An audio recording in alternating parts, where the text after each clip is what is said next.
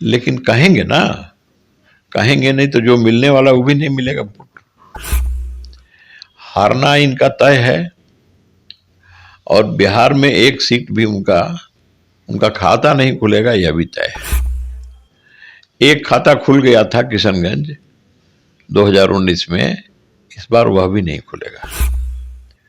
इस देश को बांटने वाले लोगों ने उस समय उनकी कोई चिंता नहीं की। जो बंटवारे के बाद जिन्हें इन लोगों ने कहा था कि वहीं रहो और आपका बाल बांका नहीं होगा, लेकिन वो लूटे गए, वो मारे गए, वो भगाए गए, उनका इज्जत लूटा गया। ऐसे लाखों करोड़ों लोग हताहत हुए और एक देश से दूसरे देश में इतनी बड़ी जो आबादी की अदला बदली हुई।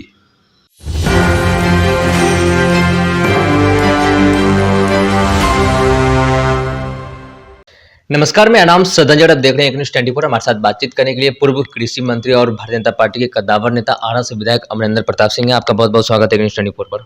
प्रधानमंत्री मोदी 400 परफेक्ट कह रहे हैं और आप लोग 40 बिहार में परफेक्ट लोकसभा की सीट कह रहे हैं, लेकिन विपक्ष का कहना है कि इस बार उन लोगों का कितना पानी है वो पता चल जाएगा। इसके ऊपर क्या कहेंगे आप? देखिए, विपक्ष कहेगा और कहता आया है। यह बात उन्होंने 2019 में भी कहा था, उसके पहले भी कहा था। तो हमारे पानी का और हमारे गहराई का उन्हें अंदाजा नहीं है, वो नहीं मालूम है उनको, उनको सब मालूम है। लेकिन कहेंगे ना, कहेंगे नहीं तो जो मिलने वाला वो भी नहीं मिलेगा। हारना इनका तय है और बिहार में एक सीट भी उनका खाता नहीं खुलेगा, यह भी तय है। एक खाता खुल गया था किशनगंज 2019 में, इस बार वह भी नहीं खुलेगा। अपोजिशन के हीरो हैं तेजस्वी प्रसाद यादव, उनके सपोर्टिंग रोल में है राहुल गांधी और बैकअप में है दीपांकर भट्टाचार्य। क्या इन तीनों नेताओं की तिकड़ी प्रधानमंत्री मोदी के कंबाइंड फोर्स को चुनौती दे पाएगी? उनकी हैसियत क्या है, जनता के बीच वो कितने हैं? वो 40 में हैं, हम 60-63 में हैं, वो 40 से भी नीचे हैं। तो मुकाबला तो यहाँ 63 और 37 का है। तो वो मिल करके उतने हैं और हमारे साथ वो क्या लड़ पाएंगे। लेकिन अब तो लड़ाई तो है और जनता मालिक है। जनता का भरोसा, जनता का विश्वास भारत के यशस्वी प्रधानमंत्री नरेंद्र मोदी जी को, एनडीए को प्राप्त है।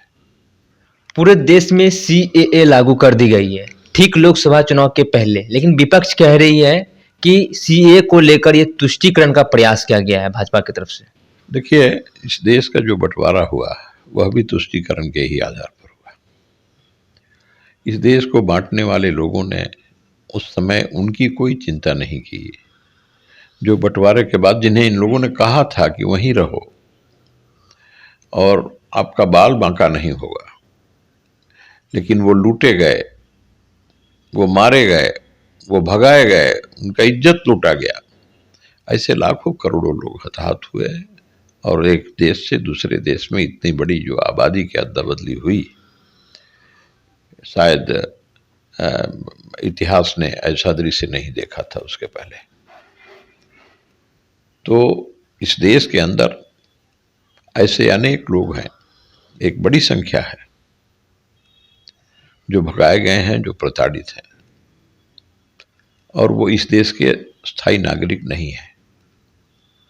तो आखिर वो नागरिक तो होंगे, जब उन्हें भगाया गया है तो नागरिक तो होंगे। अफगानिस्तान से, पाकिस्तान से, बांग्लादेश से केवल इसलिए भगाया गया कि वो हिंदू हैं। तो हिंदू भाग के कहाँ जाएंगे, हिंदुस्तान ही में आएंगे ना, यही एक देश है।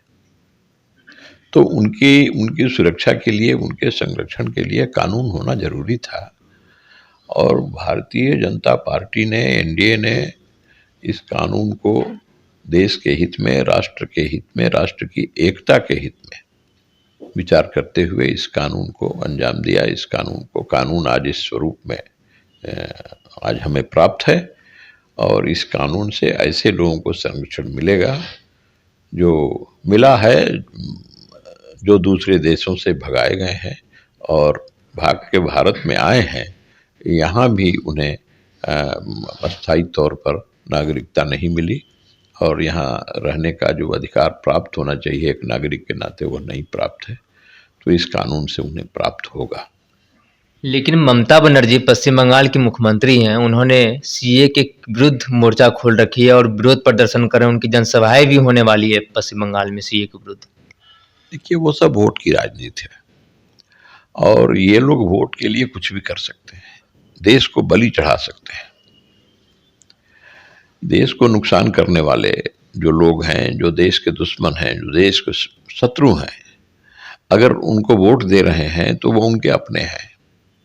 इसलिए ऐसे लोगों को भी इन लोगों ने नाम दर्ज कराया है मतदाता सूची में जो इस देश के हैं ही नहीं। तो एनआरसी है, सीए है, तो इसमें सबकी पहचान होगी और जो सही इस देश के नागरिक हैं, जिन्हें नागरिकता मिलनी चाहिए, उनको नागरिकता प्राप्त होगी।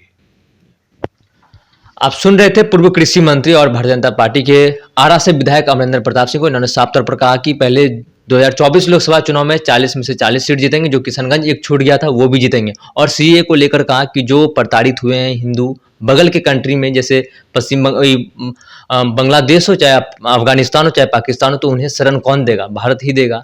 तो ऐसे में इन्होंने साफ तौर पर कहना था कि सीए जो बिल आया है वो किसी के विरुद्ध नहीं है, वो नागरिकता देने की काम करेगी, ना कि छीनने की काम करेगी। बहरहाल इस खबर में इतना ही। अन्य खबरों के लिए बने रहिए न्यूज़ 24 पर। मेरे सहयोगी पिंटू के साथ मैं सदन जी पटना।